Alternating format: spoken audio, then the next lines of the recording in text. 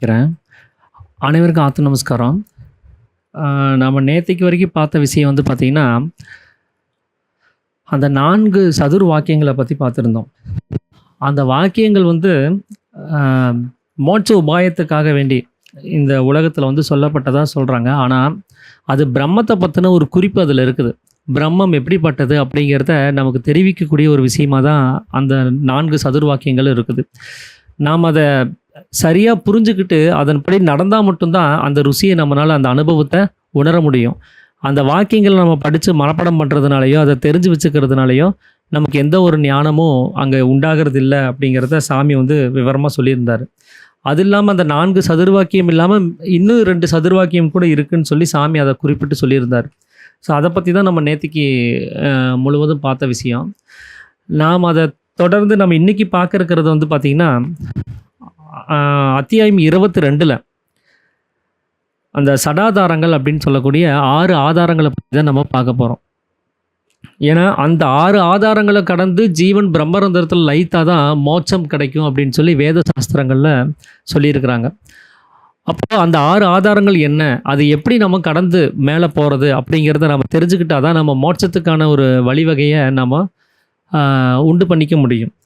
அப்படி அந்த சடாதாரங்களினுடைய நிலைமைகள்லாம் என்னென்ன அப்படின்னு பார்த்தீங்கன்னா, மூலாதாரம், சுவாதிஷ்டானம், மணிப்புரகம், அநாகதம், விசுத்தி, ஆக்னா அப்படின்னு சொல்லக்கூடிய இந்த 6 ஆதாரங்கள் தான். இந்த 6 சக்கரங்கள் தான் நமக்கு படிநிலைகளா இருக்குது. ஆனா, அதில வந்து நீங்க எந்த ஒரு வித்தியாசத்தையும் பார்க்க முடியாது. இப்போ எப்படின்னா, இந்த படிநிலையிலிருந்து இன்னொரு படிநிலைக்கு ஒரு கால அவகாசம் இருக்கும். இன்னொரு படிநிலையிலிருந்து இன்னொரு படிநிலை போறதுக்கு ஒரு கால அவகாசம் இருக்கும். அப்படிங்கிற மாரியான எந்த விஷயமும் அங்க இல்ல. அத சாமி வந்து சில உதாரணங்கள் மூலமா அவர் குறிப்பிட்டு சொல்றாரு. அதுக்கு முன்னாடி இந்த 6 ஆதாரங்கள பத்தி இந்த உலகத்தில என்னன்னு சொல்லி வச்சிருக்காங்க அப்படின்னா, மூலாதாரம் அப்படின்னு சொல்றது வந்து குதம் அப்படின்னு சொல்லி நெனச்சிட்டு இருக்கிறாங்க. அதாவது இதுவரைக்கும் குதம்னு சொல்லும்போது அது மலத்வாரம்னு சொல்லி எல்லாரும் நெனச்சிட்டு இருந்தாங்க. சாமி அத வந்து குதம் அப்படிங்கிறது மலத்வாரம் அல்ல. அது நம்மளுடைய நாசியினுடைய பின்பக்கத்தில இருக்கக்கூடிய நமக்கு சப்தத்த எழுப்புறதுக்கு உதவி செய்யக்கூடிய ஒரு துவாரம் தான் அது. அதுதான் குதம்ங்கிறது. அது ரகசியமானது. அது வந்து வெளிப்பட முடியாதது. யாராலயும் வெளியில பார்க்க முடியாதது அப்படின்னு சொல்லியிருந்தாங்க. நாம என்ன நெனச்சிட்டோம்னா, நாம ட்ரெஸ் எல்லாம் போட்டு மறைச்சு வச்சிருக்கக்கூடிய அந்த லிங்கம் அப்படின்னு சொல்லக்கூடிய பகுதியும், குதம்னு சொல்லக்கூடிய பகுதியும் ரகசியமானதுன்னு சொன்னதுனால, நம்ம ட்ரெஸ் போட்டு மூடி இருக்கக்கூடிய அந்த மூத்திர துவாரத்தையும், மல துவாரத்தையும் அது லிங்கம்னு, குதம்னு நம்ம தவறா நினைக்க வேண்டியதா இருந்தது. மறைச்சு வைக்கிறதுனால அது ரகசியம் கிடையாது. நீங்க வெளிப்படுத்தணும்னு நினைச்சா கூடவும் அது வெளிப்படுத்த முடியாததா இருக்கணும். அதுதான் ரகசியமானதா இருக்கணும். நம்ம பிறக்கும்போது எந்த ட்ரெஸ்ஸும் இல்லாம பிறக்கிறோம். அப்ப அது வெளிப்படையா தான் இருக்கு. அந்த மூத்திர துவாரமும், மல துவாரமும். அப்ப அது ரகசியமானதுன்னு சொல்ல முடியாது. ஆனா வேதத்துல குதம்ங்கிறதுக்கு ரகசியமானதுன்னு சொல்றாங்க. லிங்கம் அப்படின்னா அதுவும் ரகசியமானதுன்னு சொல்றாங்க. அப்ப இந்த 2ம் இது லிங்கமும், இது குதம்னு சொல்லி நம்ம நினைச்சிட்டு இருக்கிறது தவறான ஒரு விஷயமா இருக்கு அப்படிங்கிறத இதுக்கு முன்னாடியே நவதுவாரங்கள பத்தி பேசும்போதே சாமி வந்து குறிப்பிட்டு சொல்லியிருப்பாரு. இப்ப இவங்க மூலாதாரத்த என்ன நினைச்சிட்டு இருக்கிறாங்க அப்படின்னா, அது வந்து குதம் அப்படின்னு சொல்லக்கூடிய நம்மளுடைய மலத்வாரம்னு சொல்லி அவங்க நினைச்சிட்டு இருக்கிறாங்க. சுவாதிஷ்டானம் அப்படின்னு சொல்றது வந்து லிங்கம்னு சொல்லி நினைச்சிட்டு இருக்கக்கூடிய அந்த மூத்திர துவாரம் அப்படின்னு சொல்லி இவங்க நினைச்சிட்டு இருக்கிறாங்க. மணிப்பூரகம் அப்படின்னா அந்த தொப்புள் நாபி அப்படின்னு சொல்ல வரக்கூடிய அந்த தொப்புள் பகுதி அப்படின்னு சொல்லி அவங்க நினைச்சிட்டு இருக்கிறாங்க. அநாகதம் அப்படின்னா இருதயத்துல நடுவுல வந்து பார்த்தீங்கன்னா ஒரு குழி மாதிரி இருக்கும், நெஞ்சுக்குழி. அதுதான் வந்து ஒரு அநாகதம் அப்படின்னு சொல்லக்கூடிய நிலைமையா வந்து இவங்க நினைச்சிட்டு இருக்கிறாங்க. விசுத்தி அப்படின்னா நம்ம கழுத்துல இருக்கக்கூடிய அந்த குழி, கண்டம் குழி, அந்த குழியை தான் வந்து விசுத்தி அப்படின்னு இவங்க நினைச்சிட்டு இருக்கிறாங்க.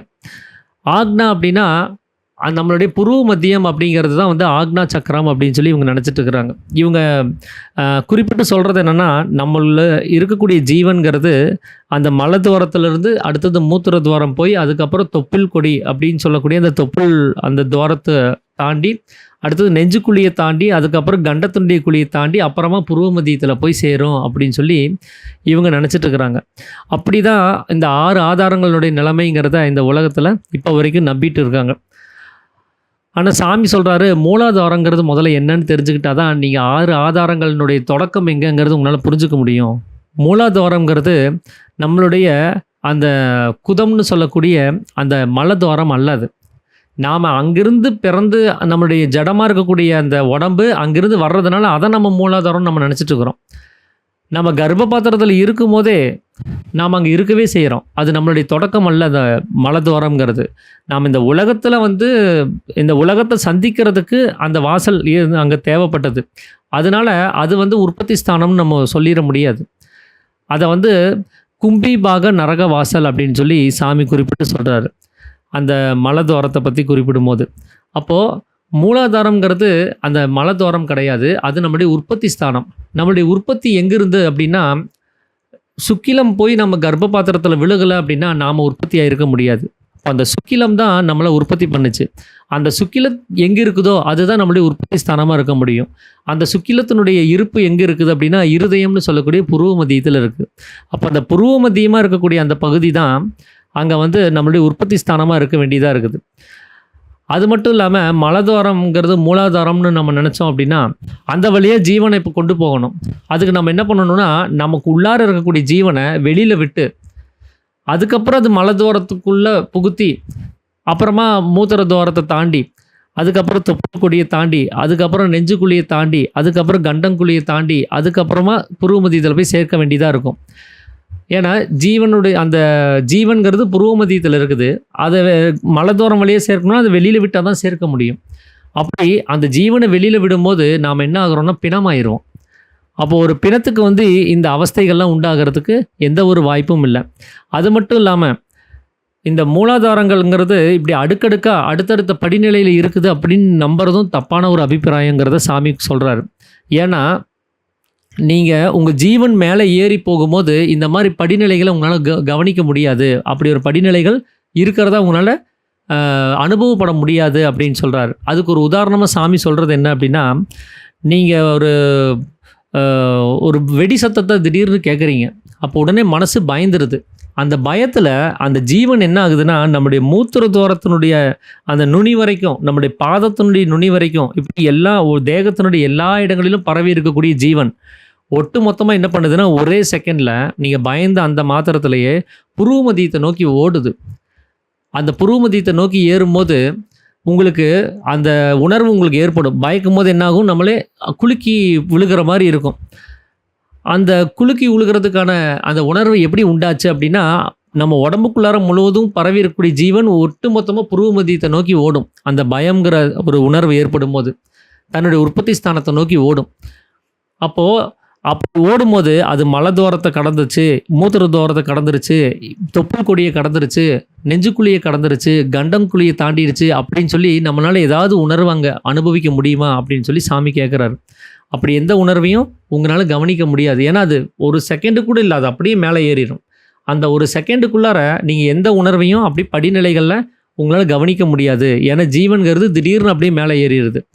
அப்போ அது எங்கிருந்து ஏறி போகுது அப்படின்னா, நமக்கு உள்ளார இருந்தே தான் ஏறி போகுது. அது வெளியில் மலதோரம் வழியெல்லாம் அப்படி ஏறி போகிறதெல்லாம் கிடையாது. அப்போது நமக்கு அந்த நேரத்தில் ஒரு உணர்வும் ஒரு தெளிவும் இல்லாமல் மயங்கி கூட விழுந்துருவோம் பயத்தில். அப்போ அந்த உணர்வு நிலை ஏன் இல்லாமல் போச்சுன்னா, அந்த ஜீவன் முழுவதும் போய் புருவ மத்தியத்தில் செட்டில் ஆயிரும். அசைவு இல்லாமல் அந்த மனம்ங்கிறதும் வெளிப்படாமல் அந்த எந்த உணர்வும் இல்லாமல் அது போய் அடங்கிடும். அப்போ நம்ம கீழே விழுந்து போயிடுவோம். ஏன்னா ஜீவன்கிறது தன்னுடைய உற்பத்தி ஸ்தானத்தில் போய் சடனாக ஒடுங்கினதுனால தான். அப்போ நம்ம பயப்பட்டு அந்த ஜீவன் மேலே போகும்போது நம்ம இந்த மாதிரி எந்த ஒரு ஆதாரங்களையும் கண்ணில் நம்ம பார்க்க முடியறது கிடையாது. ஏன்னா அந்த ஆதாரங்கள்ங்கிறது அப்படி படிநிலையில் இல்லை அப்படிங்கிறத சாமி குறிப்பிட்டு சொல்கிறாரு. அது மட்டும் இல்லாமல் நம்ம தூங்கும்போது நீங்கள் ஒரு நிலைமையை கவனித்து பார்த்துருந்தீங்கன்னா, அந்த சமீரணன் அப்படின்னு சொல்லக்கூடிய கதி நமக்குள்ளார ஓடிட்டுருக்கும். அந்த சமீரணன்கிற கதி ஓடும்போது அது ஜீவன் பிரம்மரந்திரத்தை தொட்டுக்கிட்டே இருக்குது. அதனால தான் ஈரணம் செய்தல் அப்படிங்கிறது தான் சமீரணனை பற்றி சொல்லுவார். எதோட ஈரணம் செய்யணும், அது ஈரணம்னா தொட்டுகிட்டே இருக்கிறது, கனெக்டிவிட்டியிலே இருக்கிறது. எதோட தொட்டுட்டு இருக்கிறது அப்படின்னா பிரம்மரந்திரத்தோடு தொட்டுக்கிட்டே இருக்கக்கூடிய நிலைமை. அப்படி சமீரணன் அப்படிங்கிற நிலைமை பிரம்மரந்திரத்தோடு எப்போவுமே தாக்கிட்டே இருக்கும். அந்த நிலைமையிலே கூட நீங்கள் பாருங்கள், அந்த சமீரணன் மேலே போய் தொட்டுட்டு வந்துட்டே இருக்கும். அப்போ கூட அந்த 6 ஆதாரங்கள் அடுக்காக இருக்கிறதா நம்மளால் பார்க்கவோ அது உணரவோ நம்மளால் முடியாமல் தான் இருக்குது. அப்போது அங்கே மூலம் அப்படிங்கிறது அங்கே என்னவா இருக்குது அப்படின்னா, நமக்கு விதையாக இருக்குது. ஒரு தூர் அப்படின்னு சொல்லக்கூடிய விதையாக இருக்குது. அந்த விதைங்கிறது என்னவா இருக்குதுன்னா நம்மளுடைய சுக்கிலம் தான் அது. அந்த சுக்கிலம் தான் நம்மளுடைய சிரசு பகுதியிலிருந்து வெளியில் வரக்கூடியது. அதனால் நமக்குள்ளார இருக்கக்கூடிய அந்த புருவ மத்தியமாக இருக்கக்கூடிய அந்த சிரசு பகுதி தான் நம்மளுடைய மூலாதாரமாக இருக்க முடியுமே தவிர, அது வந்து மற்ற மலத்வாரம்னு சொல்லக்கூடிய விஷயங்கள்லாம் வந்து மூலாதாரமாக இருக்க வாய்ப்பில்லை. அது மட்டும் இல்லாமல் நாம் ஒரு படத்தை இப்போ வரைகிறோம். ஒருத்தருடைய படத்தை, ஒரு பாகத்தை நம்ம வரைகிறோம், ஒரு ஆள் நிற்கிற மாதிரி. அப்போ முதல்ல நம்ம எந்த பாகத்தை வரைவோம் அப்படின்னா, முதல்ல வந்து முகத்தை வரைஞ்சிருவோம். அந்த முகம்தான் ஒரு ஆள் அடையாளம் காட்டி கொடுக்கக்கூடியதாக இருக்குது. இப்போ என்ன ஒருத்தர் அப்படியே வரையணும்னு சொல்லி முடிவு பண்ணி என்னை அசையாமல் உட்கார வச்சு வரைய ஆரம்பிக்கிறாரு. என்னுடைய மற்ற அவயங்களெல்லாம் வரைச்சிட்டு முகம் வரையும் போது முகம் சரியாக இல்லைன்னு வச்சுக்கோங்களேன், மறுபடியும் ஃபஸ்ட்லேருந்து வரைய வேண்டியதாக இருக்கும். ஏன்னா முகம்ங்கிறது ரொம்ப முக்கியமான பகுதியாக இருக்குது. என்ன அப்படியே பிரதிபலித்து காமிக்கணும். அதை வச்சு தான் நாம் இது இவரை மாதிரியே வரைஞ்சிருக்குது அப்படின்னு சொல்லி நாம் குறிப்பிட்டு சொல்ல முடியும். அப்போது என்னுடைய அடையாளமாக இருக்கக்கூடியது என்னுடைய முகம்தான். அந்த முகத்தினுடைய பாகத்தை முதல்ல வரைஞ்சிட்டோன்னா அது பர்ஃபெக்டாக வந்துருச்சுன்னா அதுக்கப்புறம் மற்ற பாகங்கள் வரைகிறது ரொம்ப சுலபம். நீ அதில் ஏதாவது ஒரு குற்றம் குறைகள், இப்போ என்னுடைய கை மாதிரியே அங்கே கை இல்லைனாலும் உங்களால் அக்செப்ட் பண்ணிக்க முடியும். ஏன்னா முகம் என்ன மாதிரியே இருந்தால் போதும், அவரை மாதிரியே வரைஞ்சிட்டிங்கன்னு நீங்கள் உடனே சொல்லிடுவீங்க. அப்போ அந்த நம்மளுடைய அடையாளமாக இருக்கக்கூடியதே முகம்தான். அதனால தான் நம்ம ஒரு ஒரு ஆளினுடைய உருவத்தை நம்ம வரையும் போது அங்கே முகத்தை தான் முதல்ல வரைய வேண்டியதாக இருக்குது. அப்போது நம்மளுடைய மூலம் அப்படிங்கிறது நம்மளுடைய முகமாகவே இருக்குது. அப்படி அந்த ஒரு உருவத்தை எழுதும் போதும், அதாவது வரையும் போதும் நம்ம முகத்தை தான் முதல்ல வந்து சரியாக பார்த்து வரைகிறோம். அது மட்டும் இல்லாமல் நம்மளுடைய ஆகாராதிகள் எடுக்கிறது எங்கே அப்படின்னு கேட்டிங்கன்னா நம்மளுடைய சிரசு பகுதியில் தான். இந்த உலகத்தினுடைய சர்வ ஜீவிகளுக்கும் ஆகாரங்கள் எங்கிருந்து எடுக்கப்படுது அப்படின்னு கேட்டிங்கன்னா அது முகம் அப்படின்னு சொல்லக்கூடிய தலைப்பகுதியில் தான். அங்கிருந்து தான் ஆகாரங்கள் உட்கொள்ளப்படுது. அப்போது அதுவும் வந்து மேல் பாகமாக இருக்கக்கூடிய ஒரு சிரசு தான் அப்படிங்கிறத சாமி வந்து குறிப்பிட்டு சொல்கிறாரு. அப்போது அந்த சிரசுங்கிறது ஒன்று இல்லைன்னா நம்மளால் ஆகாராதிகளை எடுக்க முடியாது. அதுதான் ரொம்ப முக்கியமான பகுதியாகவே நம்ம உடம்புல இருக்குது அப்படிங்கிறத சாமி குறிப்பிட்டு சொல்கிறாரு. அப்போது மூலம் அப்படிங்கிறத பற்றி ஏற்கனவே திசைகள் பற்றி பேசும்போதே சாமி சொல்லியிருப்பார். கிழக்குங்கிறது தான் நம்முடைய உற்பத்தி ஸ்தானம். அந்த கிழக்கில் தான் சூரியன் அஸ்தமனமாகிறதும் உதயமாகிறதும் இருக்குது. அந்த கிழக்கு பகுதியை வச்சு தான் நம்ம அதை தீர்மானிக்கிறோம். அப்போ கிழக்கில் சூரியன் உதயமானால் தான் அது மேற்கில் அஸ்தமிக்கிறதா நம்ம ஒரு கற்பனைக்குள்ளே வர வேண்டியதாக இருக்குது. அப்போ நம்மளுடைய அந்த சூரிய அஸ்தமனம்ங்கிறது, அந்த உதயம்ங்கிறது எங்கேருந்து இருக்குன்னா கிழக்கு பாகம் அப்படின்னு நம்ம குறிப்பிட்டு சொல்கிறோம். அது நம்மளுடைய சிரசில் தான் அந்த ஆத்ம சூரியன் உதயமாகணும். அப்போ தான் நமக்கு பகல்ங்கிற பொழுது வரும். இப்போ வரைக்கும் நமக்கு இருட்டு தான் இருக்குது, நமக்கு இன்னும் பகல் பொழுது வரவே இல்லை. ஏன்னா அந்த இருட்டுங்கிறது தான் அறியாமை அப்படின்னு சாமி குறிப்பிட்டு சொல்லியிருந்தார். நாம் அறியாமையில் இருக்கிறதுக்கு காரணம் நமக்குள்ளார ஆத்ம சூரியன் இன்னும் வெளிப்படவே இல்லை. அது என்னைக்கு வெளிப்படுதோ அப்போ தான் அறியாமை நீங்கி நமக்கு பகல்ங்கிற ஒரு பொழுது அங்கே உண்டாகும். அப்போ தான் நாம் காணக்கூடிய இந்த சொப்பனமாக இருக்கக்கூடிய உலகம் நசிஞ்சு போகும் அப்படிங்கிறத சாமி சொல்கிறார். ஏன்னா நம்ம தூங்கிட்டு இருக்கிறோம், அந்த தூக்கத்தில் காணக்கூடிய சொப்பனம் தான் இந்த உலகம். விடிஞ்சிருச்சுன்னா நம்ம என்ன பண்ணுவோம், தூக்கம் கலைஞ்சு போயிடும். அப்போது சொப்பனம் என்னாகும், அதுவும் இல்லாமல் போயிடும். அப்போது நமக்குள்ளார அந்த சூரிய உதயம் உண்டாகணும். அந்த கிழக்கு பகுதியில் நம்மளுடைய பூர்வமாக இருக்கக்கூடிய நம்முடைய பூர்வ மத்தியத்தில் அந்த சொப்பனம்ங்கிறது அங்கே நீங்கி போகணுன்னா அங்கே ஒரு பகல்கிற ஒரு பொழுது வந்து அங்கே வரணும். அப்போ தான் அந்த இருள் அப்படின்னு சொல்லக்கூடிய அந்த தூக்கம் காணாமல் போய் சொப்பனமும் நீங்கி போகும் அப்படிங்கிறத சொல்கிறார். அப்போது அவனுடைய சிரசு தான் அவனுக்கு கிழக்கு பாகமாக இருக்குது. அங்கே தான் உற்பத்தி ஸ்தானம்ங்கிறதே இருக்குது. அந்த சிரசிலிருந்து தான் எல்லா உற்பத்திகளும் உண்டாகுது. ஏன்னா இந்த சுக்கிலம் அங்கிருந்து தான் சக்தியாக சலித்து வெளியில் போய் இந்த உலகத்தை உண்டு பண்ணுது. நம்மளுடைய உள்பகுதி அப்படின்னு சாமி சொல்கிறதே அந்த சிரசில் இருக்கக்கூடிய புருவ மத்தியத்தை தான். புருவ மத்தியத்தை தாண்டி கீழே இறங்கிடுச்சுனாலே அது வெளிப்பகுதி தான். நாம் இந்த உடம்புக்கு வெளியில் தான் வெளிப்பகுதின்னு நாம் நினச்சிட்டு இருக்கிறோம். அந்த புருவ மத்தியத்தை விட்டு ஜீவன் கீழே இறங்கிடுச்சுனாலே அது வெளிப்பகுதி தான், அது வெளியில் தான் இருக்குதுன்னு அர்த்தம். குதம் அப்படிங்கிற பகுதிக்கு அடுத்து இறங்கிட்டிங்கனாலே அங்கே சப்தம் உண்டாயிரும், அங்கே சலனம்ங்கிறது உண்டாயிரும். அந்த சலனம் எல்லாமே மாயினுடைய வெளிப்பாடு தான் அது. அப்போது சலனம் இல்லாத களங்கம் இல்லாத தன்மை எங்கே இருக்குது அப்படின்னா நம்மளுடைய புருவ மத்தியத்தில் மட்டும்தான் இருக்குது அப்படிங்கிறத சாமி வந்து குறிப்பிட்டு சொல்கிறாரு. அப்போது நம்மளுடைய அந்த உற்பத்திகள், நாம் உண்டு பண்ணக்கூடிய எல்லா உற்பத்திகளும் அதனுடைய முக்கிய காரணமாக இருக்கிறது நம்முடைய புருவ மத்தியத்தை தான். அங்கிருந்து தான் எல்லா உற்பத்திகளுக்கும் காரணமாகுதுங்கிறத சொல்கிறாரு. அப்போது இந்த மூலாதாரம் முதலான அத்தனை ஆதாரங்களும் எங்கே இருக்கும் அப்படின்னு கேட்டிங்கன்னா அதுவும் அந்த சிரசுங்கிற உள்ளார தான் இருக்கும். அந்த உற்பத்தி ஸ்தானத்தில் தான் இருக்குமே தவிர அதுக்கு கீழே இருக்க வாய்ப்பு இல்லைங்கிறார். ஏன் அப்படின்னா இந்த 6 ஆதாரங்களும் நம்ம தியானத்தினுடைய படிநிலைகள் அது. தியானத்தில் நம்ம அனுபவிக்கக்கூடிய அனுபவங்கள் அது. ஒரு தியானத்தில் அனுபவிக்கக்கூடிய அனுபவங்கள் எப்படி வெளிப்பகுதியில் இருக்க முடியும்? நம்ம உடம்புக்கு உள்ளார இருக்கிறதே உள்ளுன்னு நம்ம நினச்சிட்டு இருக்கிறனால தான் இந்த சக்கரங்கள் எல்லாம் உடம்புல இருக்குன்னு நம்ம எண்ண வேண்டியதாக இருக்குது. ஆனால் புருவ மத்தியம் தான் உள் தவிர, புருவ மத்தியத்திலேருந்து கீழே இறங்கி வந்துட்டாலே அது வெளிப்பகுதி தான் அது. ஆனால் அங்கே தான் சப்தம்ங்கிற அந்த விஷயங்கள்லாம் உண்டாகுது, சுவாசங்கிறது உண்டாகுது. நம்ம உடம்புல இருக்கக்கூடிய அந்த போக்குவரத்து, வாயுனுடைய போக்குவரத்தாகட்டும், ரத்தத்தினுடைய போக்குவரத்தாகட்டும், எல்லாமே அங்கே உற்பத்தி ஆகிறது, அது உண்டாகிறது, நசிஞ்சு போகிறது எல்லாமே நடக்குது. அப்போது புருவ மத்தியத்தில் மட்டும்தான் களங்கமில்லாத தன்மைங்கிறது இருக்குது. அது மட்டும்தான் உள்பகுதி. அதுக்கு கீழே இறங்கி வந்த களங்கமுள்ள தன்மைங்கிறது வந்துடுது. அது களங்கமுள்ள தன்மையை உண்டு பண்ணக்கூடிய எல்லாமே வெளிப்பகுதி தான். அப்போது தியான அனுபவங்கிறது உள்ளே மட்டும்தான் நடக்க முடியும். அது வெளிப்பகுதியில் நடக்கிறதுக்கு வாய்ப்பு கிடையாது. ஏன்னா நீங்கள் உள்ளே போனால் தான் அந்த அனுபவமே கிடைக்கும். அப்போ அந்த உள்ங்கிறது நம்முடைய புருவ மத்தியம்.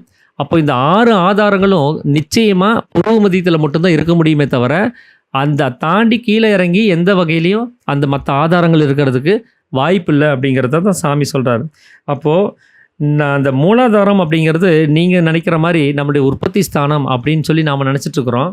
அது அப்படி அல்ல. அது மூலாதாரங்கிறது இந்த அந்த அகங்காரமாக, அதாவது நம்மளுடைய உற்பத்தி ஸ்தானம், நம்மளுடைய அந்த புருவ மத்தியத்தில் இருக்கக்கூடிய நம்மளுடைய சுக்கிலம் இருக்கக்கூடிய ஒரு பகுதி அது.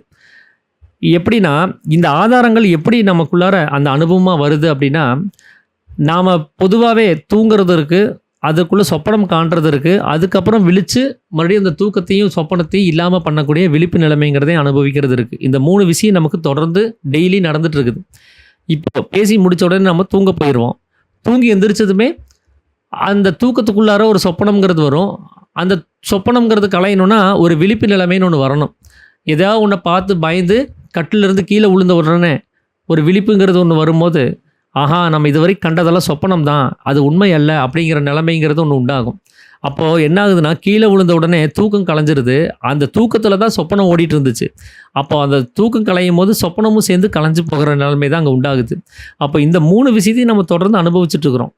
தூக்கம், விழிப்பு, சொப்பனம் அப்படிங்கிறது அது அகங்காரத்துக்கு உண்டானது. அது ஏன்னா வெளியில் தான் நம்ம அதை அனுபவிக்கிறோம். இந்த உலகத்துக்குள்ளார அதை அனுபவிக்கிறோம். நம்மளுடைய சிரசில் இருக்கக்கூடிய புருவ மத்தியத்திலேருந்து கீழே இறங்கி வந்து தான் அதை அனுபவிக்கிறோம். அதனால் அது அகங்காரத்துக்கு உண்டானது அப்படின்னு சாமி சொல்கிறார். இந்த 3 நிலைமைகளும் இதுக்கு முன்னாடி 7ஆம் அத்தியாயத்தில் இந்த 3 நிலைமைகளை பற்றி சாமி டீட்டெயில்டாக சொல்லியிருக்கிறார். அகங்காரத்தினுடைய இந்த விழிப்புனா என்ன, சொப்பனம்னா என்ன, அப்புறம் தூக்கம் அப்படின்னா என்ன அப்படிங்கிறத சாமி சொல்லியிருப்பார். தூக்கம்ங்கிறது மனம் வேலை விட்ட சமயம்தான் தூக்கம்ங்கிறது. நாம் இப்போது காணக்கூடியதும் தூக்கம் நம்ம சொல்ல முடியாது அப்படின்னு சொல்லி சாமி சொல்லியிருந்தார். அதாவது தூக்கம்ங்கிறது அறியாமை தான். நாம் இப்போ அனுபவிக்கிறது தூக்கம்னு சொல்லக்கூடாது, அது மனம் வேலை விட்ட சமயம் தான் சொல்லணும்னு சொல்லியிருந்தார். கனவு அப்படிங்கிறது இந்த உலகம் தான் கனவுங்கிறது. ஆனால் நாம் ராத்திரி தூங்கும்போது சொப்பனம் காண்றது அப்படின்னு ஒரு நிலைமை இருக்கும். அது மனம் ஆலோசனை செய்கிற நேரம் தான் சொல்லணுமே தவிர அதை கனவுன்னு சொல்ல முடியாது அப்படிங்கிறத சாமி சொல்லியிருந்தார். தூக்கத்துலேருந்து விழித்து நம்ம வெளியில் பார்க்குறது அப்படிங்கிறது அதை நம்ம விழிப்பு நிலைமைன்னு சொல்ல முடியாது. ஏன்னா அந்த விழிப்பு நிலைமைங்கிற நிலைமை வரும்போது தன்னைத்தானே அறியிற நிலைமையாக இருக்க முடியும். அப்போது வெளியில் இருக்கக்கூடிய எல்லா அவஸ்தைகளையும் விட்டு தன்னுடைய சக்திங்கிறது உள்ளுக்குள்ளாரே ஒன்றி இருக்கும்போது மட்டும்தான் அந்த விழிப்பு நிலைமைங்கிறதே உண்டாகும். அதுதான் விழிப்புணர்வு அப்படின்னு சொல்லுவாங்க. அதுதான் தன்னைத்தான் அறியிற அந்த நிலைமை அப்படின்னு சொல்லுவாங்க. அப்போ இந்த மாதிரி ஏற்கனவே 7ஆம் அத்தியாயத்தில் சாமி ஒரு விளக்கம் கொடுத்துருப்பார். இது அகங்காரத்துக்கான 3 நிலைமைகள். இதே மாதிரி தான் அடுத்தது மனசுக்கும் 3 நிலைமைகள் இருக்கும். மனசுக்கும் சொப்பனம்னு ஒன்று இருக்கும், மனசுக்கும் தூக்கம்னு ஒன்று இருக்கும், மனசுக்கு விழிப்புன்னு இருக்கும். அடுத்தது ஜீவன் அப்படின்னு வரும்போது ஜீவனுக்கும் தூக்கம்னு ஒன்று இருக்கும், ஜீவனுக்கும் சொப்பனம்னு ஒன்று இருக்கும், ஜீவனுக்கும் விழிப்பு நிலைமைன்னு ஒன்று இருக்கும். அப்போது அகங்காரத்துக்கான அந்த 3 நிலைமைகளை நம்ம சதா அனுபவிச்சுட்ருக்குறோம். அது வெளியில் அனுபவிக்கக்கூடிய விஷயங்கள். அதை பற்றி நமக்கு எந்த கவலையும் கிடையாது. ஏன்னா அது அறியாமை நீங்கும் போது அந்த நிலைமைகள்லாம் இல்லாமல் போயிடும். களங்கம் இல்லாத தன்மைக்கு போயிட்டால் அந்த நிலைமைகள் இல்லாமல் போயிடும். இப்போ களங்கம் இல்லாத தன்மையிலையும் ஒரு மனசுக்கும் ஜீவனுக்கும் அங்கே ஒரு நிலைமைகள் உண்டாகுது. இந்த மனதினுடைய 3 நிலைமைகளும் ஜீவனுடைய 3 நிலைமைகளும் சேர்ந்து தான் 6 ஆதாரங்களாக சாமி குறிப்பிட்டு சொல்கிறார். இதெல்லாமே புருவ மத்தியத்தில் இருக்கக்கூடிய ஒரு நிலைமை அப்படின்னு சாமி குறிப்பிட்டு சொல்கிறார். அப்போது அந்த நாம் தூங்குகிற சமயத்தில் உண்டாகக்கூடிய அந்த, அதாவது இப்போது நம்ம உலகத்தில் தூங்கக்கூடிய அந்த நிலைமையில் நமக்கு முதல்ல என்ன வருதுன்னா தூக்கம் வருது, அதுக்கு அடுத்தபடியாக சொப்பனம் அதுக்குள்ளார வரும், அதுக்கு அடுத்தபடியாக விழிப்பு நிலைமைன்னு வரும். இந்த ஆர்டரில் தான் நாம் அகங்காரத்துக்கான 3 நிலைமைகளை அனுபவிச்சுட்டு வந்துட்டுருக்குறோம். ஆனால் மனசுக்கும் ஜீவனுக்கும் இந்த நிலைமைகள் இப்படி அடுக்கடுக்காக இப்படி வர்றது கிடையாது. ஏன்னா அது உள்ளுக்குள்ளாரங்கிறப்போ அந்த ஆர்டரே வந்து மாறி தான் வருது. நாம் இப்போ பார்த்துட்ருக்கிற அகங்காரத்துக்கான அந்த வரிசையில் அது வர்றதில்லை. ஏன்னா உள்ளுக்குள்ளார போகும்போது அது முதல்ல சொப்பனம் தான் வருது. நம்ம இங்கே வந்து தூங்குறோம், அப்புறம் சொப்பனம் வருது. ஆனால் உள்ளுக்குள்ளார மனசுக்கு முதல்ல சொப்பனம் தான் வரும். அந்த சொப்பனத்திலிருந்து அந்த தூக்கம்ங்கிறது வரும், அந்த தூக்கத்திலிருந்து விழிப்பு நிலைமைன்னு வரும். இந்த ஆர்டர் மட்டும் அங்கே மாறுது. ஜீவனுக்கும் மனசுக்கும் ஒரே ஆர்டர் தான், ஏன்னா அது உள்ளுக்குள்ளார இருக்கிறனால. அகங்காரத்துக்கு மட்டும் தூக்கம், சொப்பனம், விழிப்புன்னு வரும். அதே மனசுக்கும் ஜீவனுக்கும் சொப்பனம், தூக்கம், விழிப்பு அப்படின்னு சொல்லி அப்படி ஆர்டர் வந்து மாறி வரும். இப்படி இந்த 6 ஆதாரங்களை தான் இங்கே வந்து பெயர்கள் வச்சு ஒவ்வொரு அனுபவமாக இங்கே வந்து குறிப்பிட்டு சொல்கிறாங்க. இதில் ஒவ்வொரு நிலையிலையும் நம்மளுடைய தியான அனுபவத்தில் என்னென்ன நடக்கும் அப்படிங்கிறத சாமி வந்து குறிப்பிட்டு சொல்கிறாரு. அப்போது அதில் மூலாதாரம் அப்படின்னு சொல்லக்கூடியது அது என்ன அப்படின்னா, மனம் அப்படிங்கிற அதனுடைய சொப்பன நிலைமை. அதுதான் முதல் ஸ்டேஜ். அந்த நிலைமையில் என்ன நடக்கும்னா, அந்த 4 அகங்காரம் அந்த வெளி விஷயங்களில் எதையுமே கவனிக்காமல் அது தன்னுடைய உற்பத்தி ஸ்தானத்தில் போய் அது அடங்குற ஒரு ஸ்டேஜாக இருக்கும். அது அங்கே தான் உற்பத்தி ஸ்தானத்தில் போய் சேருது. நம்ம புது மதியத்தில் வெளி விஷயங்கள் எல்லாம் விட்டுட்டு கவனிக்காமல் உள்ளுக்குள்ளார வந்து சேர வேண்டிய நிலைமையாக இருக்குது. அது எப்படி அப்படின்னா, நீங்கள் தியானம் பண்ணுறதுக்காக உட்காந்து புருவ மதியத்தில் கண் அசையாமல் வச்சு நீங்கள் மேலும் கீழும் சதா பிராணாயம் பண்ணிவிட்டு அந்த சதா கதி எடுத்துகிட்டே அப்படியே இருப்பீங்க. கொஞ்ச நேரத்தில் வந்து பார்த்திங்கன்னா கண்ணு திறந்து தானே நம்ம அந்த ஜபம் பண்ணுறோம். கண்ணு திறந்துருக்கும், புருவ மதியத்தில் கவனத்தை வச்சுருப்போம், பார்வையும் புருவ மதியத்தில் வச்சுருப்போம். ஆனால் வெளியில் இருக்கக்கூடிய எல்லா சங்கதிகளும் அங்கே இல்லாமல் போயிடும். எந்த சப்தமும் நமக்கு கேட்காது, வெளியில் பார்க்கக்கூடிய எந்த பார்வையும் நமக்கு தெரியாது, ஏதாவது கால் வலி இருந்தாலும் தெரியாது, ஏதாவது ஒரு கொசு கடித்தாலும் நமக்கு தெரியாது. இந்த நிலைமையில் வெளி விவகாரங்கள் எல்லாத்தையும் விட்ட நிலைமைங்கிறது இதுதான். அங்கே வந்து அந்த அகங்காரம் தான் இத்தனை நிலைமையும் நமக்கு அறிவிக்கக்கூடிய ஒரு விஷயமா இருக்குது. பார்த்தா ஏதோ ஒரு காட்சி பொருள் கண்ணுக்கு தெரியுதுன்னா அகங்காரம் தான் அதை நமக்கு காமிச்சு கொடுக்குது. கேட்குற அந்த சப்தத்தை அதுதான் நமக்கு உணர்த்தி கொடுக்குது. அப்போ அந்த அகங்காரம் உற்பத்தி ஸ்தானத்தில் அடங்கிடுச்சுன்னா வெளி விவகாரங்கள் எதுவுமே உங்களுக்கு தெரியாமல் போயிடும். ஆனால் நீங்கள் முழிச்சிருப்பீங்க, காது திறந்திருக்கும், கண்ணு திறந்திருக்கும், உங்களை சுற்றி ஏதாவது ஒரு எறும்போ எதையோ ஒன்று கடிச்சிட்ருக்கும், உங்கள் கால் வலி இருக்கும், எல்லாமே இருக்கும். ஆனால் உங்களால் அதை உணர முடியாது. அதை அறிவிக்கிறதுக்கு அந்த அகங்காரம்ங்கிறது வெளியில் இருக்காது.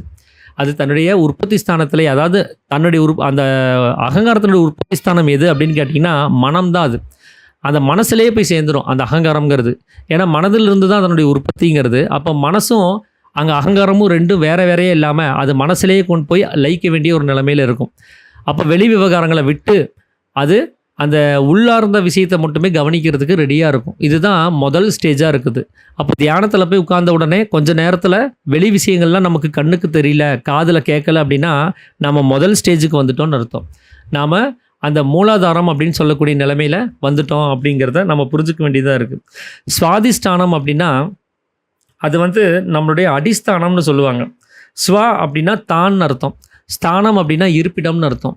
அப்போ தன்னுடைய இருப்பிடம், தன்னுடைய சொந்த ஸ்தானம் அதுதான் எப்போ அந்த அகங்காரம்ங்கிறது இப்போ மனசில் போய் சேர்ந்தது தான் முதல் ஸ்டேஜ். அது சேர்ந்து அங்கேயே அடங்கிடும். அதுக்கப்புறம் அது உற்பத்தியே ஆகாது. இப்போ சேர்ந்தது அது ஒன்றோட ஒன்று லயிச்சு போயிடும், கலந்து போயிடும். அப்போ அந்த ஸ்டேஜ் தான் வந்து செகண்ட் ஸ்டேஜாக சாமி சொல்கிறார். அதுதான் வந்து சுவாதிஷ்டானம் அப்படிங்கிறது. அப்போது மனசுக்கு வெளியில் வரணுங்கிற அவஸ்தை கூட இருக்காது. அப்போ அங்கே தொழில் அப்படிங்கிறதே இல்லாமல் போயிடும். இப்போ பார்க்கறதும் கேட்குறதும் அறியறதும் அந்த மனம் அந்த முயற்சியில் கூட ஈடுபடாது. அப்போ அந்த தொழிலுங்கிறதே அது இல்லாமல் இருக்கக்கூடிய ஒரு ஸ்டேஜாக இருக்கும். அதைத்தான் வந்து மனதினுடைய தூக்க நிலைமை அப்படின்னு சொல்கிறாங்க. அப்போ தொழில் விட்ட சமயம் தானே தூக்கம்னு சாமி சொன்னார். அப்படி அந்த மனம் தன்னுடைய பார்க்கறதும் கேட்குறதும் அறியறதுமா இருக்கக்கூடிய நிலைமை. அப்போ அங்கே சிந்திக்கிற தன்மை கூட அங்கே இருக்காது. இப்போ முதல் ஸ்டேஜில் வெளி விவகாரங்கள் இருக்காது, ஆனால் உள்ளுக்குள்ளார சிந்தனைன்னு ஒன்று ஓடுறதுக்கு வாய்ப்பு இருக்குது. வெளியில் நம்ம ஏற்கனவே பதிவு பண்ண விஷயங்கள் ஏற்கனவே ஓடிட்டு இருக்கக்கூடிய வாய்ப்புகள் அங்கே முதல் ஸ்டேஜில் இருக்குது. ஆனால் ரெண்டாவது ஸ்டேஜில் அந்த சிந்தனை கூட அங்கே இல்லாமல் போயிடும். அப்போ எதையுமே மனசு யோசிக்காமல், எதையும் பார்க்காம, எதையும் கேட்காம அது சைலண்ட்டாக இருக்கக்கூடிய ஒரு நிலைமையாக இருக்கும். இதைத்தான் சுவாதிஷ்டானம் அப்படின்னு சொல்கிறாங்க. இதுதான் வந்து மனதனுடைய தூக்க நிலைமை அப்படிங்கிறத குறிப்பிட்டு சொல்கிறாங்க. மணிப்பூரகம் அப்படின்னா அது வந்து மனசுக்கான ஜாக்கிரதை நிலைமை. அது அது அடுத்த ஒரு நிலைமைக்கு தன்னுடைய தூக்க நிலைமையிலிருந்து அது அடுத்த ஜாக்கிரதை நிலைமைக்கு விழிப்பு நிலைமைக்கு அது போகுது. அப்போது மணி அப்படின்னா மனம்னு அர்த்தம், பூரகம் அப்படின்னா நிறைந்திருக்கிறதுன்னு அர்த்தம். அப்போது அந்த வேற எதுலேயுமே அது சேராமல் தன்னுடைய ஜீவனில் போய் சேரக்கூடிய நேரம். அப்போது வெறும் மனம்ங்கிறது நான் முன்னாடியே சொல்லியிருக்கிறேன், அது தனித்து அதனால் இயங்க முடியாது. ஒன்று வெளியில் வந்தால் அகங்காரத்தோடு சேர்ந்துடும், உள்ளே போனால் ஜீவனோட சேர்ந்துடும். இப்போது அகங்காரங்கிறது உள்ளுக்குள்ளாரே லயிச்சிருச்சு, இப்போ அது தனிப்பட்டு நிற்க வேண்டிய அவசியங்கிறது ஏற்பட்டுருச்சு. இப்போ அது உடனே என்ன பண்ணுது, தன்னுடைய உற்பத்தி ஸ்தானமாக இருக்கக்கூடிய ஜீவனோட போய் சேர்ந்துக்குது. அது சேர்ந்துருந்தால் தான் அதனால் இயங்க முடியும். அப்போது அந்த மனம்ங்கிறது அந்த ஜீவனோட போய் சேர வேண்டிய ஒரு நிலைமையில் ஒரு அவஸ்தைங்கிறது அங்கே உண்டாகும். அப்போது அங்கே ஒரு பிரகாசம் உண்டாகும், ஒரு ஜொலிப்புத்தன்மை உண்டாகும். உங்களுக்கு அந்த ஸ்டேஜ் வரும்போது உங்கள் முகமெல்லாம் பிரகாசம் அடைய ஆரம்பிச்சிடும். உங்களுக்குள்ளார அந்த பிரகாசங்கிறது அங்கே வெளிப்பட ஆரம்பிச்சிடும். இதுதான் 3வது ஸ்டேஜ்னு சொல்லக்கூடிய மணிப்புரகம். இதுதான் அந்த மனசனுடைய ஜாக்கிரதை நிலைமை, விழிப்பு நிலைமைக்கு அது வந்துருச்சு அப்படின்னு அர்த்தம். அடுத்தது அனாஹதம் அப்படிங்கிறது. அனா அப்படின்னா அக்னின்னு அர்த்தம், ஹதம் அப்படின்னா நாசம்னு அர்த்தம். அப்போது அக்னி ஸ்வரூபமாக பிரகாசிச்சுட்டு இருக்கிற அந்த ஜீவசக்தி, அந்த ஜீவன்லேருந்து அக்னி ரூபமாக வெளியில் போயிட்டு இருக்கக்கூடிய ஒரு விஷயம். அதாவது சுக்கிலத்தை பற்றி சொல்லும் போதே சாமி சொல்லுவார், அக்னி ஸ்வரூபமான சுக்கிலம் அப்படின்பார். அப்போது ஜீவன் அப்படிங்கிற நிலைமையிலிருந்து சுக்கிலமாக, ஜலாம்சமாக, விஷ்ணுவா, மனமா அப்படி சலிச்சு போகக்கூடிய நிலைமையும் இல்லாமல் போய் அந்த பிரகாசங்கிறதும் அங்கே இல்லாமல் போய் அது தன்னுடைய எந்த ஒரு அவஸ்தையும் இல்லாமல், அதாவது மனதுக்குன்னு ஒரு குணம் இருக்கும், ரஜோ குணம்னு, அந்த குணம் கூட இல்லாமல் நசிஞ்சு போய் வெறும் ஜீவனில் முழுவதும் லயிச்சிரும். அப்போ மனமும் ஜீவனும் ஒன்று சேர்ந்து அங்கே மனம் இல்லாமல் போகக்கூடிய ஒரு நிலைமை, அதுதான் அனாஹதம் அப்படின்னு சொல்லக்கூடிய நிலைமை. அப்போ அது ஜீவனுடைய முதல் ஸ்தானமாக இருக்குது, அது சொப்பனமாகுது. அந்த இடத்துல மனம் அப்போ தான் ஜீவனோட கலந்த ஒரு நிலைமையாக இருக்குது. அந்த நேரத்தில் என்ன இருக்குன்னா, அந்த ஜீவனில் லயிச்ச சமயத்தில் அது வரைக்கும் இருந்த அந்த பிரகாசம் ரொம்ப துல்லியமாக இருக்கும், இன்னும் பிரைட் ஆயிரும்.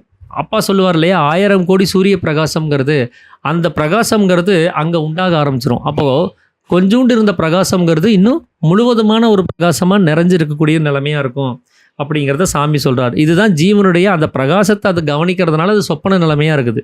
உண்மையாகவே அந்த பிரகாசமும் உண்மை அல்ல, அது ஜீவன் காணக்கூடிய ஒரு கனவாக இருக்குது அப்படிங்கிறத சாமி சொல்கிறாரு. இதுக்கு தான் அனாஹதம்னு சொல்கிறாங்க. அடுத்தது விசுத்தி அப்படிங்கிறது பி அப்படின்னா விசேஷம்னு அர்த்தம், அதாவது அறிவு. சுத்தி அப்படின்னா நிர்மலம்னு அர்த்தம், அதாவது அறிவுங்கிறதே நிர்மலமாகுது. ஏற்கனவே முதல் அத்தியாயத்திலே சாமி அறிவுனா என்ன அப்படிங்கிறத குறிப்பிட்டு சொல்லியிருப்பாரு. அறிவுங்கிறது நம்மளிருந்து ஜீவசக்தியாக இருக்கக்கூடிய வாயு வெளியில் சலிச்சு வெளி விஷயங்களில் மந்தப்படும் போது இது அது அப்படிங்கிற விசாராதிகளை நமக்கு தெரிவிக்குது. அப்போது நம்ம அறியறதெல்லாம் அறிவு கிடையாது, நம்மளுக்கு இந்த வெளி விஷயங்களை அறிவிக்கிறது எதுவோ அதுதான் அறிவு.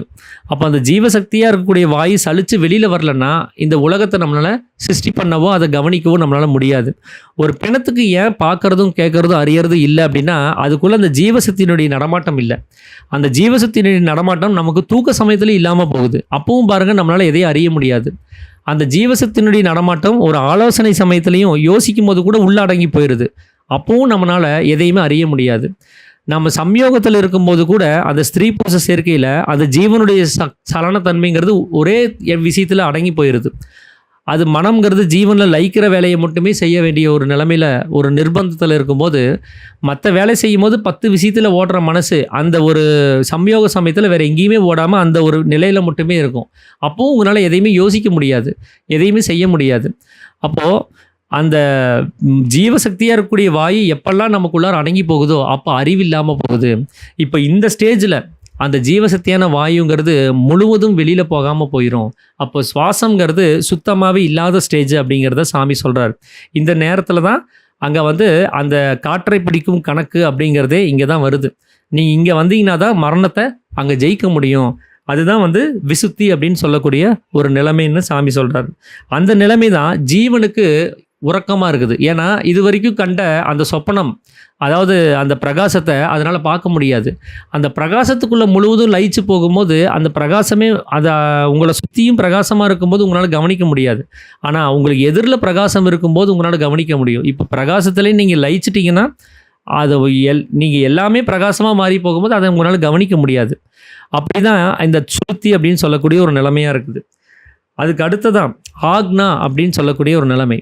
இந்த நிலைமையில் என்ன ஆகுதுன்னா, அந்த ஜீவன் தன்னுடைய சத்வகுணம் அப்படின்னு சொல்லக்கூடிய அந்த குணத்தையும் விட்டு, அது சிவனாக இருக்கக்கூடிய அந்த சதாசிவன் அப்படின்னு சொல்லக்கூடிய அந்த ஈஸ்வரன் இடத்துல ஒன்றுலேயே ஒன்றா கலந்து இருக்கக்கூடிய ஒரு நிலைமை. அப்போ அந்த ஜீவன்கிறது சத்வகுணத்தை விட்டுருச்சுனாலே அது நிர்குணன் அப்படிங்கிற நிலைமைக்கு வந்துடும். அப்போ அது ஈஸ்வரனாக மாறிடும். அப்போ ஜீவன் சிவனாகி ஆனந்தத்தை சதா லயிச்சுட்டே இருக்கக்கூடிய, அந்த ஆனந்தத்தை அனுபவிச்சுட்டே இருக்கக்கூடிய நிலைமை, அதை தான் பேரின்பம் அப்படின்னு சொல்லி சொல்கிறாங்க. அதைத்தான் வந்து இந்த உலகத்தில் வந்து கைவல்யம், மோட்சம் அப்படின்லாம் சொல்லக்கூடிய நிலைமை. இதுதான் ஆக்னா அப்படிங்கிற ஒரு நிலைமை. அப்போது இப்படி தான் வந்து படிநிலைகளில் அந்த 6 ஆதாரங்களுக்கான நிலைமைங்கிறதே இருக்குது. ஆனால் நாம் நினைக்கிற மாதிரி அது மலதுவாரமோ, மூத்திர துவாரமோ, தொப்புள் கொடியோ, நெஞ்சுக்குழியோ, கண்டத்தில் இருக்கக்கூடிய குடியோ அல்ல அப்படிங்கிறத சாமி வந்து குறிப்பிட்டு சொல்லியிருந்தார். நீங்கள் இந்த முருகப்பெருமானுடைய அந்த விஷயங்களில் கவனித்து பார்த்தீங்கன்னா 6 முகம் அவருக்கு இருக்குன்னு சொல்லியிருப்பாங்க. அந்த 6 முகத்துக்குமே ஒவ்வொரு படை வீடுகளாக அறுபடை வீடுகளை வந்து இங்கே நியமித்து வச்சுருப்பாங்க. ஸோ இதெல்லாம் இந்த விஷயம் எல்லாமே ஒரு தத்துவார்த்தம் தான். அது அந்த தத்துவார்த்தத்தை நம்ம புரிஞ்சுக்காம அந்த 6 படை வீடுகளுக்கும் நம்ம போய் சுற்றிட்டு வந்துட்டு இருந்தோம் அப்படின்னா நமக்கு மோட்சம் கிடைக்கிறது கிடையாது.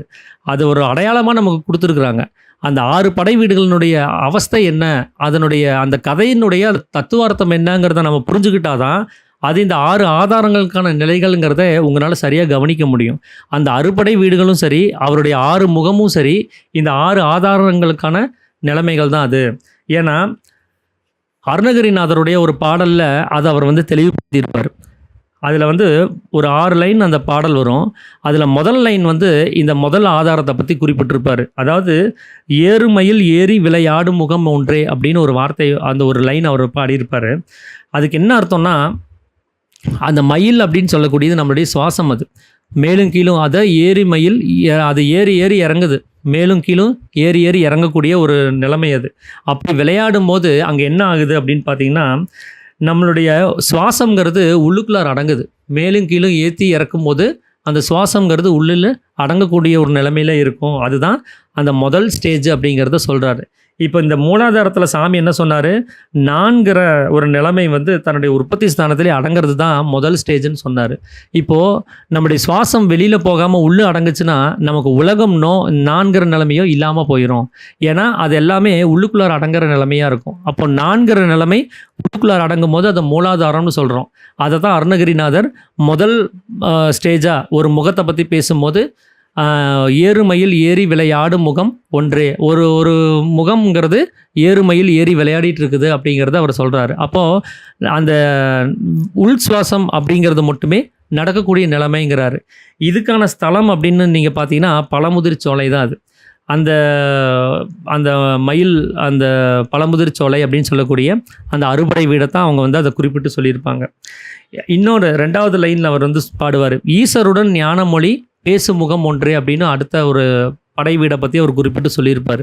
அது இன்னொரு முகம் வந்து ஈஸ்வரோட ஞானமொழி பேசிகிட்டு இருக்குது அப்படின்னு. நீங்கள் இந்த தகப்பன் சுவாமி அப்படின்னு சொல்லி பேர் வாங்கியிருப்பார். அவர் சிவனுக்கே வந்து உபதேசம் கொடுத்தாரு. எதை வச்சு கொடுத்தாருன்னா பிரணவ மந்திரத்தை சிவனுக்கே வந்து போதிக்கிறார், ஞாபகப்படுத்துகிறார். அவர்னாலையும் பதில் சொல்ல முடியாது. முருகன் வந்து அதுக்கான விளக்கத்தை வந்து தகப்பனுக்கே சொன்னதுனால தகப்பன் சுவாமின்னு பேர் வாங்கின அந்த சுவாமி மலை அதுதான் வந்து அந்த 2வது ஸ்தலமாக இருக்குது. அது வந்து என்னென்னா ஞான விசாரணையில் நம்ம மனசு ஈடுபடுற ஒரு நிலைமை அது. ஏன்னா ஜீவனுக்கு இந்த மனம் தான் உணர்த்த வேண்டியதாக இருக்குது. இந்த மனம் போய் என்ன பண்ணுதுன்னா வெளி விஷயங்களில் பந்தப்பட்டு வெளியில் இருக்கக்கூடிய விஷயங்கள்லேயே அது சிக்கிக்குது. அதனால தான் சாமி பந்தத்தை பற்றி குறிப்பிடும் போது ஜீவன் வெளியில் வந்து விஷயங்களை பற்றி பிடித்து புலம்பிக் கொண்டிருப்பதற்கு பேர் தான் பந்தம்ங்கிறாரு.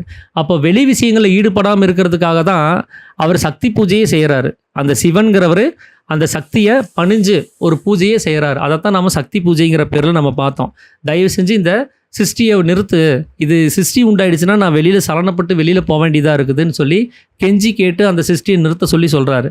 அப்போது அந்த ஜீவனுக்கு இப்போது இந்த மனம் போய் அந்த உணர்த்தி கொடுக்கணும், நான் வந்து சிருஷ்டியை நிறுத்திடுறேன், ஆனால் நீ களங்கமில்லாத தன்மைக்கு போ அப்படின்னு சொல்லி அதுக்கு ஞான விசாரணையை ஏற்படுத்த வேண்டிய வேலைங்கிறது அந்த மனம்தான் அதுக்கு உண்டு பண்ணி கொடுக்கணும்.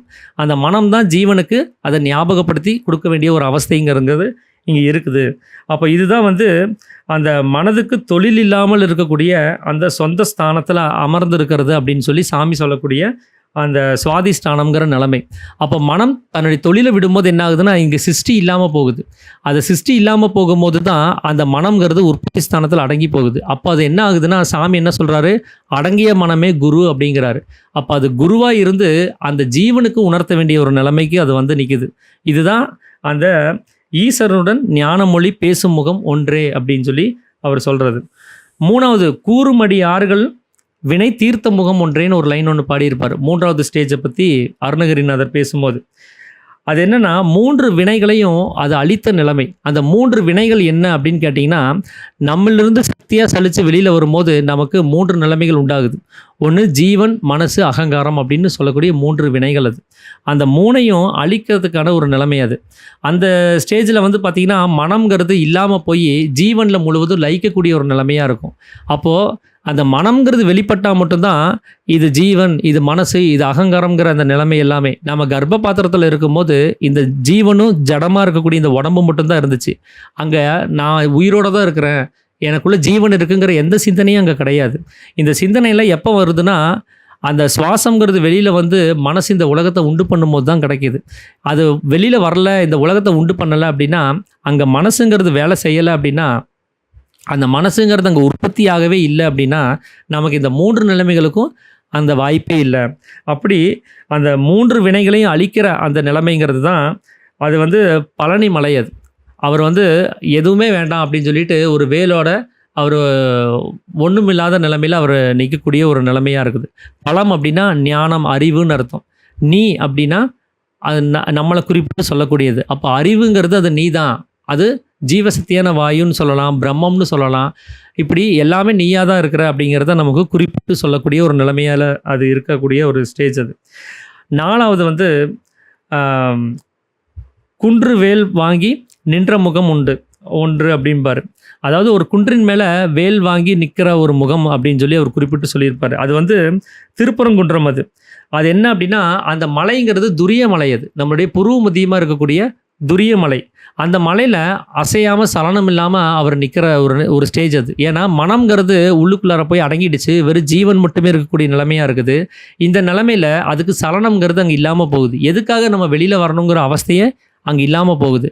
அப்படி அந்த வேல்ங்கிறது அந்த சமீரணன் அப்படின்னு சொல்லக்கூடிய கதி. அந்த கதியோடு அவர் வந்து அசையாமல் அவர் நிற்கிறாரு அப்படிங்கிறத அங்கே குறிப்பிட்டு சொல்கிறாங்க. அதைத்தான் சாமி வந்து அநாகதம்ங்கிறார். அதாவது மனம் தன்னுடைய ஜீவனில் லயிச்சு வெறும் ஜீவன் மட்டுமே இருக்கக்கூடிய ஒரு நிலைமையாக இருக்குது அப்படிங்கிறத சொல்கிறாரு. அதுதான் ஜீவனுடைய சொப்பனம்னு சொல்லி சொல்கிறாரு. அங்கே தான் பிரகாசம் உண்டாகுது அப்படிங்கிறார். அடுத்த இதாக அதாவது மாறுபடு சூரரை வதைத்த முகம் ஒன்று அப்படிங்கிறார். ஒரு சூரன் அப்படிங்கிறது நம்மளுக்குள்ளார இருக்கக்கூடிய எதிராளி. அவர் யார் அப்படின்னா, ராகத்வேஷம் அப்படின்னு சொல்லக்கூடிய விருப்பு வெறுப்பு. அந்த விருப்பு வெறுப்பை நம்மளிருந்து நீக்கணும் அப்படின்னா நம்ம 5வது ஸ்டேஜுக்கு போனால் தான் முடியும். ஏன்னா 5வது ஸ்டேஜில் சாமி என்ன சொன்னார், ஜீவசக்தியே வெளியில் போகக்கூடிய அறிவே இல்லாமல் போகுதுங்கிறாரு. விசுத்தி அப்படிங்கிற ஒரு ஸ்டேஜ். அது நம்முடைய அறிவுங்கிறது நிர்மூலமாகுதுங்கிறாரு. அப்போது சக்தியினுடைய சலனம் வந்தால் தான், அந்த நம்முடைய சுவாசங்கிறது வெளியில் வந்தால் தான் அங்கே விருப்பு வெறுப்புங்கிறதே அங்கே உண்டாகுது. அப்போ அந்த விருப்பு வெறுப்பு நீங்கணும்னா உங்களுக்குள்ள சுவாசங்கிறது உள்ளுக்குள்ளார முழுவதும் அடங்கி இருக்கணும். அப்போ தான் விருப்பு வெறுப்பு நீங்குமே தவிர, மற்றபடி நீங்கள் ஏதாவது ஒன்று விரும்பிட்டோ ஏதாவது ஒன்று வெறுத்துட்டே தான் இருக்க வேண்டிய சூழல்ங்கிறது இருக்கும். அந்த இருமைங்கிற ஒரு விஷயத்தில் நீங்கள் இருந்தே ஆகணும் அப்படிங்கிறத சொல்கிறாரு. அதனால தான் சாமி இந்த சித்தவேதம் எழுதுறதுக்கு முன்னாடியே அவர் குறிப்பிட்டு சொல்லியிருப்பார். தேகத்தினுடைய எல்லா இடங்களிலும் பரவி எப்பொழுதும் விட்டு பிரியாமல் ஸ்நேகம், மோகம் முதலை கெட்ட வழக்கங்களை உண்டாக்கி கொண்டிருக்கின்ற விருப்பு வெறுப்பு முதலான ராகத்வேஷங்களான பெரும் வியாதிகளை யார் ஒருவரால் வேறொரு அறுக்கப்படுகிறதோ அந்த அசாதாரண வைத்தியருக்கு நமஸ்காரம்னு ஒரு வாசகத்தை அவர் குறிப்பிட்டிருப்பார். அப்போ அந்த பெரும் வியாதியாக இருக்கக்கூடிய இதை அறுக்கிறது யார் அப்படின்னு கேட்டிங்கன்னா, நம்ம தேகத்தினுடைய எல்லா இடங்களிலும் பரவி இருக்கிற ஒரு ஆள் தான். அவர் யாருன்னா, நமக்கு உடம்புக்குள்ளார முழுவதும் வாயு தான் நிறைஞ்சிருக்குது. அந்த வாயு தான் ரத்தத்தை தள்ளுது. அந்த வாயு தான் சத்துக்களை எல்லா உடல் உறுப்புகளுக்கும் தள்ளிட்டு இருக்குது. அந்த வாயுனுடைய நடமாட்டம் உடம்பு முழுவதும் இருந்தால் தான் இந்த கை கால் அசைக்க முடியும். நீங்கள் பக்கவாதம் வந்தவங்களை ஸ்கேன் எடுத்து ரிப்போர்ட் எடுத்து பாருங்கள். அந்த வழியாக அந்த வாயுனுடைய போக்குவரத்துக்கு தடை ஏற்பட்டிருக்கும். அப்போது உனக்கு ஒரு சைடு அது போகக்கூடிய அந்த வாயுவில் ஒரு போக்குவரத்து தடை இருக்குது, அதனால் உனக்கு கை விழுந்துருச்சு, கால் விழுந்து போச்சு, அதனால் தூக்க முடியாதுன்னு சொல்லுவாங்க. அப்போ நான் ஒரு விரலை அசைக்கணும் அப்படின்னா கூட அங்கே வாயு போக்குவரத்து இருந்தால் தான் முடியும். அப்படி அந்த தேகத்தினுடைய எல்லா இடங்களிலும் பரவி இருக்கக்கூடிய ஒரு ஆள் அந்த வாயு தான். அந்த வாயுனால் மட்டும்தான் அந்த விருப்பு வெறுப்புன்னு சொல்லக்கூடிய அந்த ராகத்வேஷம்னு சொல்லக்கூடிய அந்த பெரும் வியாதியை ஒழிக்க முடியும்னு சாமி சொல்கிறாரு.